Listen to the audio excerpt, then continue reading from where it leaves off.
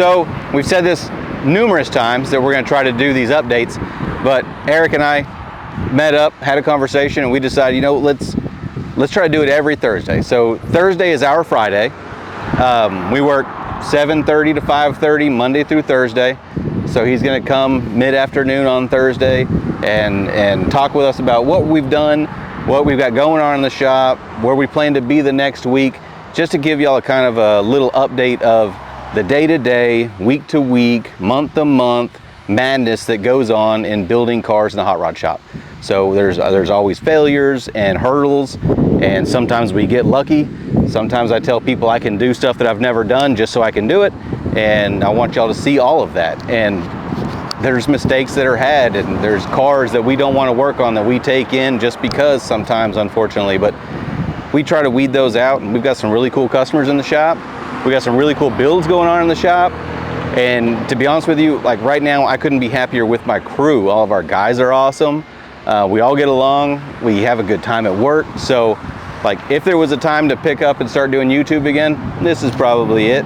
So this being our first run at this, I'm gonna walk y'all through the shop, introduce every single car, introduce the guys, and then if y'all want to keep up with what we're doing on those cars, you'll find out by watching every single week. So like and subscribe to our channel if you haven't already, and we'll keep you up to date with what we've got going on. Every guy in the shop has their own little personal project too, so maybe they'll talk about that and you can see what they've done on their own cars. So we'll start first with the ones that are outside, and then we'll walk inside, and then I'll introduce you to the guys, and as you're talking to them or hearing from them, I'll go back to what I have to do today. So behind me first is a Lincoln Zephyr.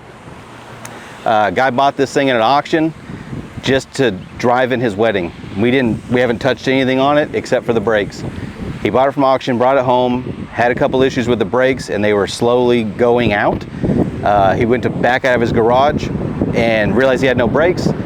He put it back in drive to pull it into his garage, and the brakes gave out and he hit the back wall of his house. So he pulled it over here, and these brakes are extremely weird too. So it's got like it's got two brake master cylinders with a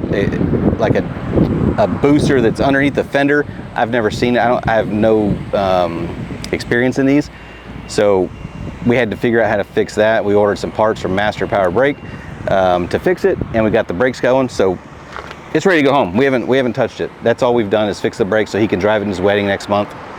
Then we got this station wagon here, and it's a friend of a friend kind of deal.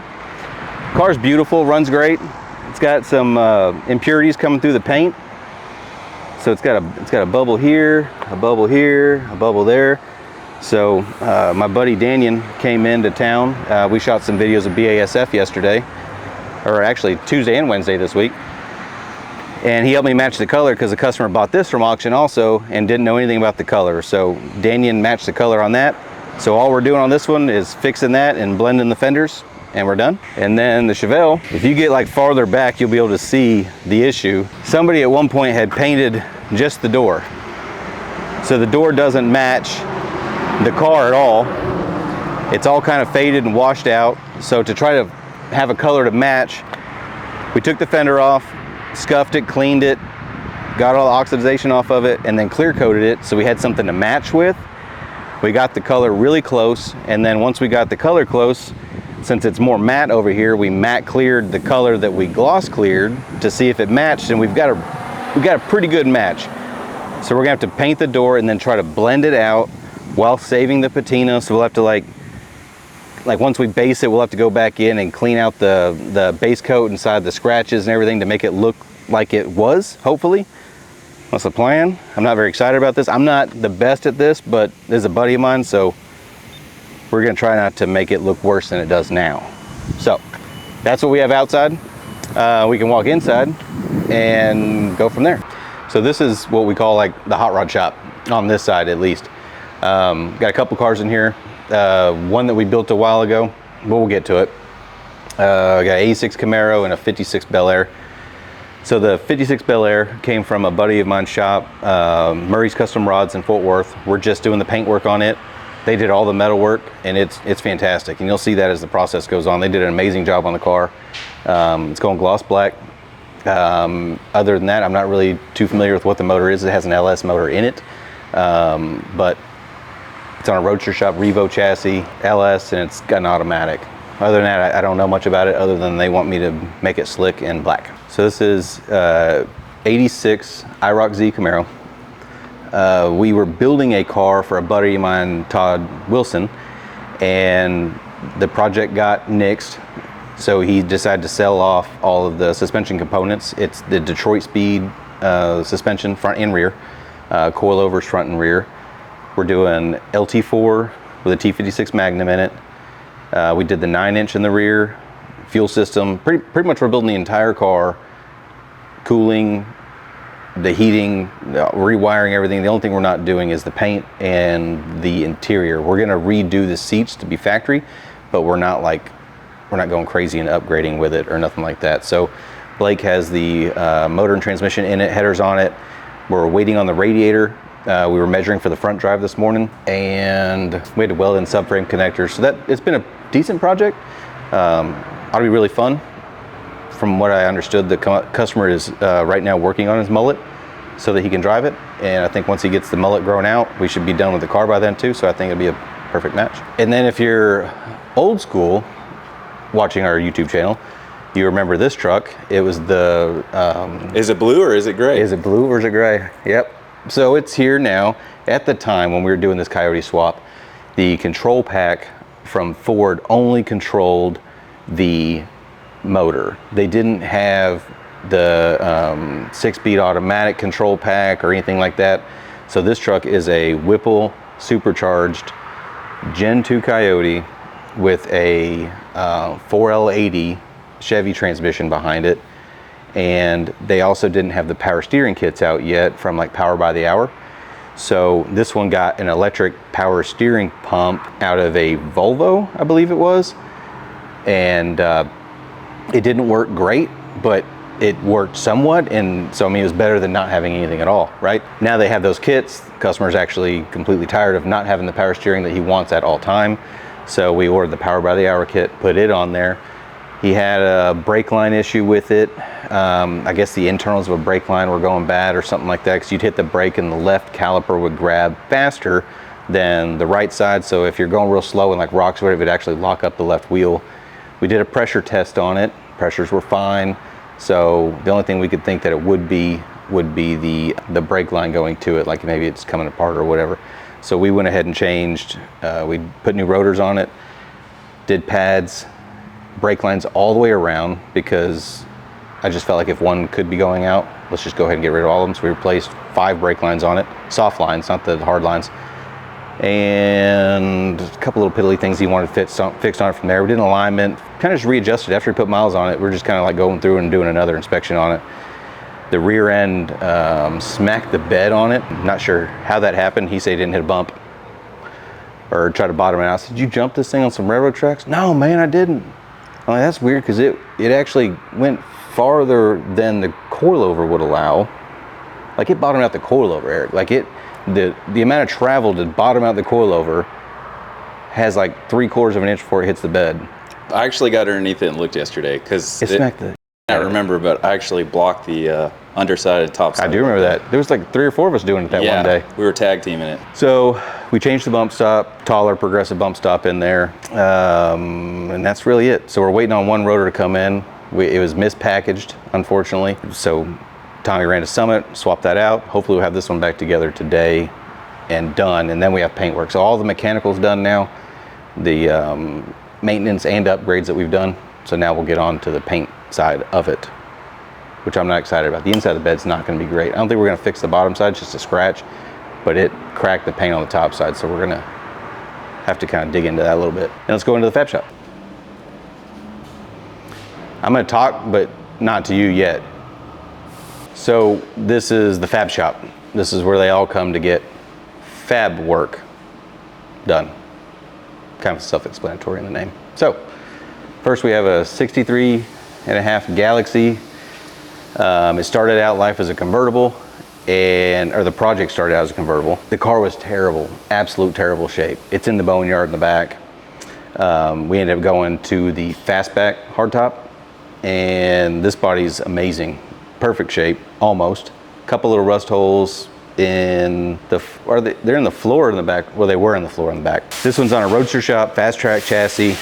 It's got a Coyote Gen 2 with a 6R80. Not sure on the wheels yet what he's doing. He wants to keep it kind of original styling, so we may have wheels made. You said 6R80. Is that the 10-speed? 6-speed. I thought I heard there was a 10-speed going in there. That's 10-speed. I heard that thing got a massive trans tunnel to put a 10-speed in there. It's got a massive trans tunnel for a 6-speed. Okay, well, I was told wrong then. Thanks, You Blake. were. Thanks, Blake. We'd like to put a Pro Charger on this thing, if it'll fit. That's just because I like forced induction, but I honestly don't think it's gonna work in all reality, because when the hood's on it with the factory intake, it's here, the radiator's close. I just don't think there's room for everything. And then you got the intercooler, because those are air-to-air intercoolers, and they're big, and I don't know. I really want it to work, but it may not. So that's the Galaxy. Nobody's working on it yet. Kane should be on it in a couple weeks, so then he'll be full throttle on this the whole time. This is a customer, a friend of ours, Mark, 69 C10 with a 67 front clip on it. Roadster Shop fast track chassis. Mass Motorsports built the motor. It's a 427. It's got a T56 Magnum in it. Keenan's done a lot of sheet metal work on this car, and he'll be glad to show it to you once he gets back on it. So right now we're in holding on this one because Keenan's working on another project, but as soon as he gets to a stopping point and back onto this one, he can go over everything he's done on it. It's really, really cool. Then there's Keenan. Let me mic you up, Keenan. Heck yeah. All right, so this is 75. I get them all mixed up. I don't know anything about these Broncos. Not enough to like be able to tell you what year is what by whatever. You know what body style it is. First gen Bronco, 1975. It's on a Roadster Shop RS 4 chassis, Gen 3 Coyote, 10R80, 10 speed in this one. Atlas transfer case, big old axles, skinny tires. I hate tires that stick out a lot. These don't even stick out at all. It's perfect. It's perfect. Are they 18s? Or we did 18s, right? 17s. They 10s. We'll keep them clean. Customer supplied us with the flares. They came with it. We just cut those off. These are really neat. I don't remember who they came from. Was it Dennis Carpenter made these? No, they're a Bronco.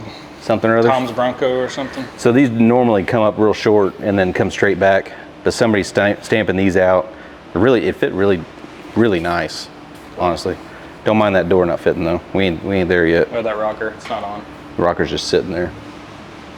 On the inside, this one has vintage air. That's the Atlas shifters, their kit under dash. Keenan welded up some holes. We got rid of the vents. They had like a speaker grill or something. If somebody knew exactly what that was for, because I don't think it's big enough for a speaker. I think it was, but there wasn't any. There was no way for it to mount though. There was no holes or studs on the backside. So if somebody knows what those are, drop a comment, because I'd like to know what those vents were right here. I feel like it was a speaker, but I don't know. Well, let's get some clarification. They changed the dash throughout the year, so it could have been.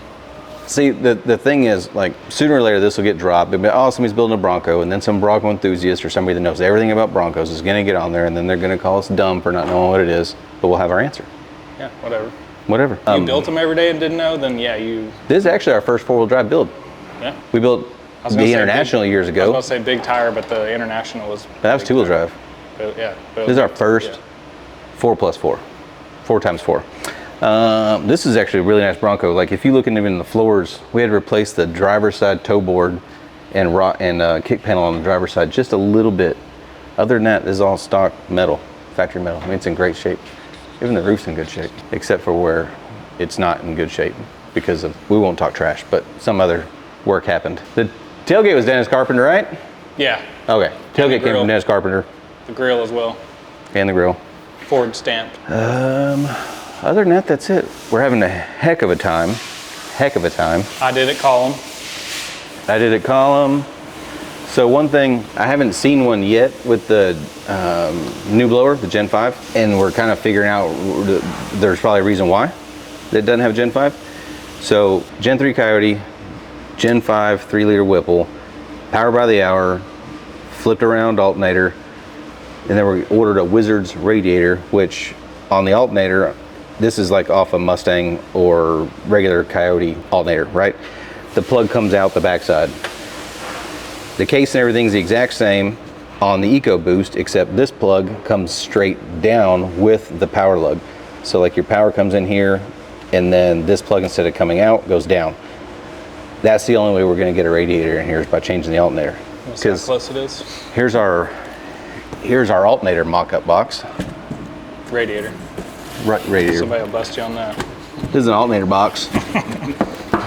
So that's where our radiator sits. Ish. Yeah. This is to their dimensions. Now the top won't be probably this wide, but this is maxed out per their dimensions. So he's snug. And then we got to figure out where to put computer, supercharger, fill tank, coolant, overflow catch can tank, AC condenser in here, and we also have to have a heat exchanger for the supercharger. And we are out of room, so we're working on that. Move the brace in the hood to clear the supercharger. If we leave the grill out, we can have all kinds of room. We just cut the grill out. Just make the fenders longer a little bit. You know, we put a 1/2-inch body lift on it just so we could clear. So another thing Keenan had to do. So we put the supercharger in, like, dang, that's cool. Go to shut the hood, and he moved it like 4 inches, this brace forward, because when we shut the hood, the brace wanted to sit on top of the supercharger and the hood wouldn't shut.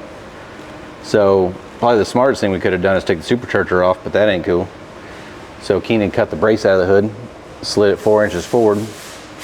Well, now we have to make a brace to fit the middle of it, which we got a piece from a factory hood for it.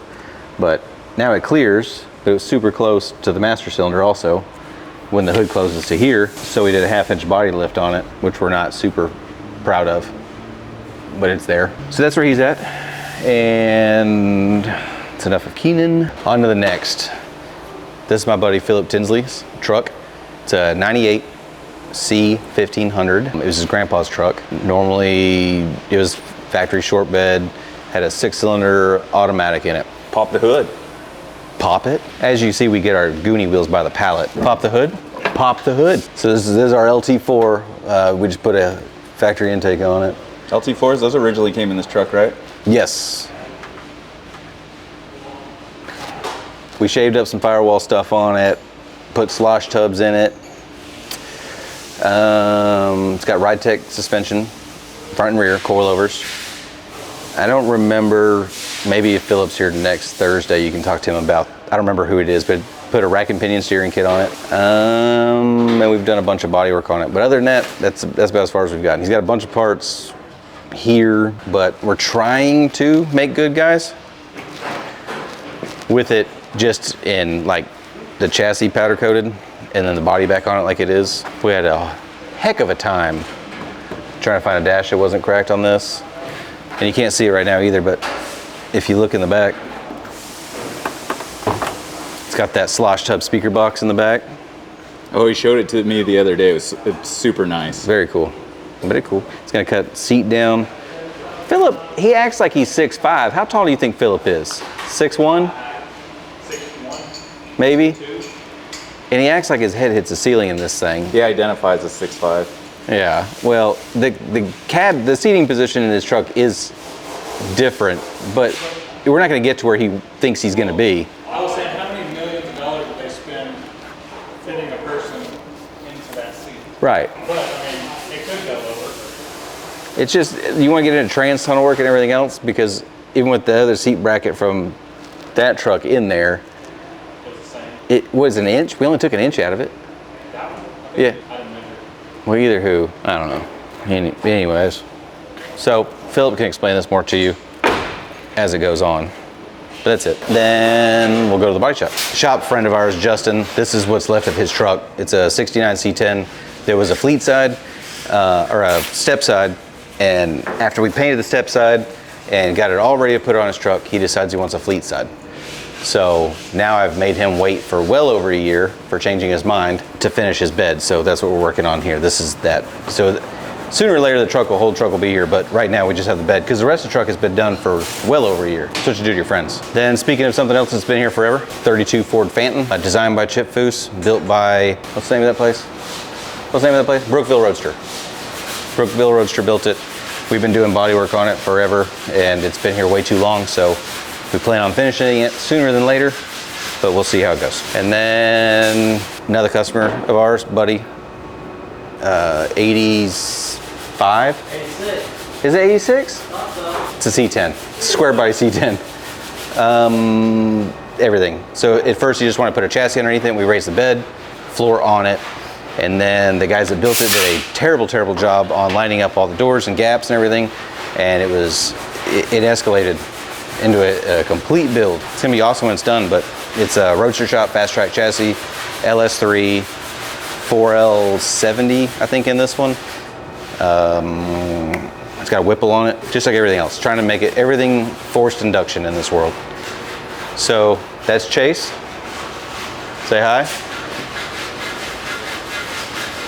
That's Nicholas. This man, by the way, I found out yesterday, he carries 2 swords in his pocket. It's a Texas knife and a half. How big is the one you got today? Oh, you didn't bring the big ones today? Oh yeah, yesterday he had one about 5 times the size of that. This is like a katana.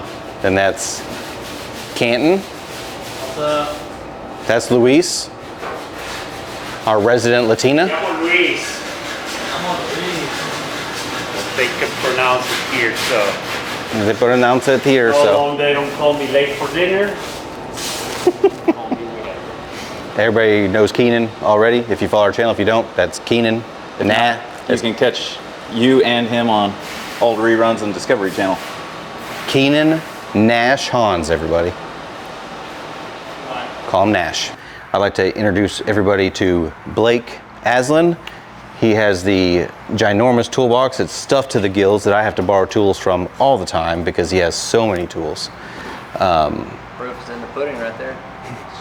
So I'm gonna leave you with him and I'm gonna go prime. Back with a new format, and we've got new faces, and Blake is one of the guys here. What are you working on, Blake? Man, we're working on Marsh's 68 F100. It came in to do kind of some upgrades and a few repairs, so we're waiting on parts right now. It's just kind of the name of the game sometimes. So what's the current thing you're working on, the brakes here? Yeah, we're doing a brake job, doing front pads and rotors. We had an issue with it pulling to the left, so we're just gonna put some new parts on it and get it fixed. We did a front end kit for the, got rid of the electric power steering, put a regular power steering pump on it, and yeah. So from electric to hydraulic, huh? Yep. He should like that much better. Oh yeah. It didn't work anyways. It worked 50% of the time. So, oh really? Yeah. Yeah, I've kind of heard. Yeah. The aftermarket electric like kits it. can be finicky. Yep. So you got to be after this. It's going to paint a few small paint repairs, and then he'll be back on the road. Cool. So what are you trying to finish up this week? On this truck here, Yeah. the last thing we have to do is the brakes today. So Okay. as soon as I'm done with it today, it'll go to paint and body. Oh wow. So Cool. and then I'll be back on the IROC Z, the mullet mobile. Awesome. Well, I appreciate it, man. All right, man. Yep. Take care. All right, we got Canton here. What's going on, man? You clocking out for the day? For the day, part-time, and got a baby on the way. I got the baby doctor Oh, wow. head too. Congrats, man. Appreciate it, man. Be a fresh new father like this, man. Besides, the last time that you were on camera, the last time we did any sort of interview, I don't think you had a kid yet. No, I was probably even in my 20s then. So you, I don't know, I wouldn't go that far. Okay, well, 30. so we got fresh dad crew going on here. So how's it going on that C10 that you're working on? Sick of it already, man. Sick of it, but seam sealer, getting done, then be ready to go. Ready for some paint. Cool. And what's your projection for next week? Like, what are you working on? Still the bed? Hopefully have the bed ready for paint and get out of the body shop and be back on this, hopefully. Cool. The Galaxy, is that what you're working on? Yes, sir. Awesome. Well, hopefully. Maybe in the next week or two, we'll see you back on that and catch up with you then. Yes, sir. All right, I'll let you get clocked out, man. Later, man. All right, so we're here with Nick in the body shop. What are you working on, Nick? This is a 58 Apache door. We've been blocking and filling. We did the fenders earlier. I'm just trying to get it all straight. Right on. Is this your first time on a YouTube channel? Yes, it is. Gotcha. Yeah. You'll get used to it, man. You get used to it real quick. So what's your projected progress for this over the next week? Hopefully it'll get poly primered and it'll be ready for the last block. So, Cool. yep. Do you have any personal projects? Everybody else kind of has something. Oh yeah, I got a 12 valve Cummins, and then I got my new Silverado, but Right now on. I'm building man. a compound turbo setup. So Right on. Yeah, as Casey was saying, or he may have not said it on camera, but he told me going forward as we start catching up with customer bills, he wanted, you know, all the guys up here that have personal bills to kind of put it out there, man. So we're down to check everybody's stuff out. Yeah, it's what we do. Yeah. And next Thursday, man, I want to see some of those swords. I'll bring it. All right. Cool. All right, we're here with Chase. It looks like you're working on the other door, huh? Yes, sir. Yeah, I am. Just trying to get the interior finished out, all straightened up. So he's doing the outside, you're doing the inside? Yeah, I finished the outside, so I just flipped it over today, hopefully, and have it in primer tomorrow, and starting next week. Cool. So what is the plan for next week? Really try to get these primed and then get them right back to finish up the body work, and then get On it to off the to next thing? Yeah, on to the next. Right on, man. Yes, sir. You have any personal projects? I got a 76 Bronco. Right I'm trying to on. fully rebuild, put a new motor in it, do all the sheet metal work, body work, paint it a bad purple is what I want to go for. Cool. Yeah. Well, I hope we get to see some of that. So. I'll make sure it happens. All right, man. Well, take it easy. Yeah, you too. Thank you.